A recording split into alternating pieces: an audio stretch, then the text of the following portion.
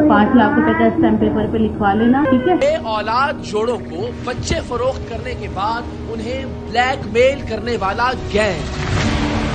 देखिए मेरे पास 14 की लिस्ट है और बिल्कुल कंफर्म है। हो गए ना, ये वो है जो हम अब तक पहुँचे। अपनी नौइयत का अजीबो गरीब जुर्म। आपको बताया किसने कि सरेआम की टीम काम कर रही है? उसके बाद बात चली, मैं उसके बाद आपने सेफ साइड के लिए कि कोई रेड ना हो कार्रवाई। जी सर। लेकिन हम आ गए आपके पास। हमें तुमने वहां लाके खड़ा कर दिया है कि हम ना उन फैमिलीज को जिनके हमें नंबर भी पता है, जिनके घर भी पता है, मगर बच्चे उनके पास हैं, उनसे हम बच्चे कैसे वापस लें? और जिन बदबख्तों ने बेच दिए हैं वो तो बिल्कुल इस काबिल नहीं है कि उनको वो बच्चे वापस किए जाएं।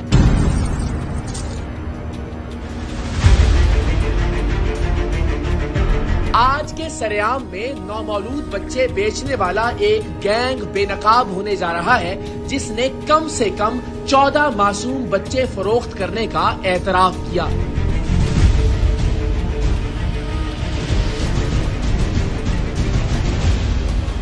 होश संभालने से पहले ही कई लाख में बेच दिए जाने वाले बच्चे कभी ये जान ही नहीं पाते कि उनके माँ बाप कौन थे, उनके बहन भाई कौन हैं और उन्हें किस जुर्म की सजा में भेड़ बकरियों की तरह बेच दिया गया। जिनसे बाजार की तरह फरोख्त किए जाने वाले बच्चे और बच्चियां कभी तो अस्पतालों और मैटरनिटी होम्स से चोरी किए जाते हैं, कभी मजबूर और गरीब माँ बाप को लालच देकर उनसे उनके जिगर का टुकड़ा पैदा होते ही औने पौने दामों खरीद लिया जाता है और फिर उसे लाखों रुपए में आगे बेच दिया जाता है।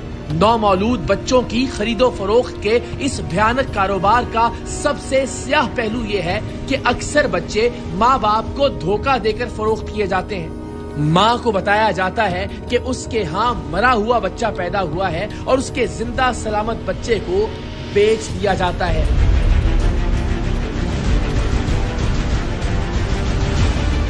टीम सरेआम ने नन्हे बच्चों को फरोख्त करने वाले मुतअद्दिद गिरोह इससे पहले भी बेनकाब किए हैं, लेकिन आज जिस गैंग के खिलाफ हम कार्रवाई करने जा रहे हैं, बच्चों की फरोख्त के हवाले से ये अब तक का सबसे बड़ा गैंग है। नौमौलूद बच्चों की खरीदो फरोख्त के धंधे की सरगना डॉक्टर मदीहा को पकड़ने में टीम सरेआम को कई महीने लगे, इसलिए कि डॉक्टर मदीहा टीम सरेआम ही के एक कारकुन की करीबी अजीजा निकली और हम इस बारे में बिल्कुल नहीं जानते थे।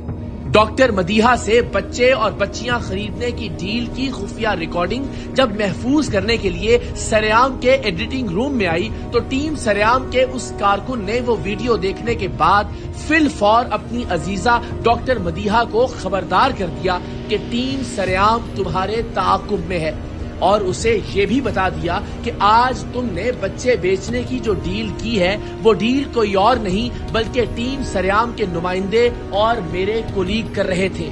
सिर्फ यही नहीं, उसने अपनी अजीजा को ये भी बताया कि इकरारुल हसन और बाकी टीम कब उसके खिलाफ कार्रवाई करने का इरादा रखती है। टीम सरेआम के जो नुमाइंदे डॉक्टर मदीहा से राब्ते में थे वो इस बात पर हैरान थे कि नौमौलूद बच्चे फरोख्त करने की डील करने और एडवांस पैसे लेने के बाद डॉक्टर मदीहा अचानक से गायब क्यों हो गई है।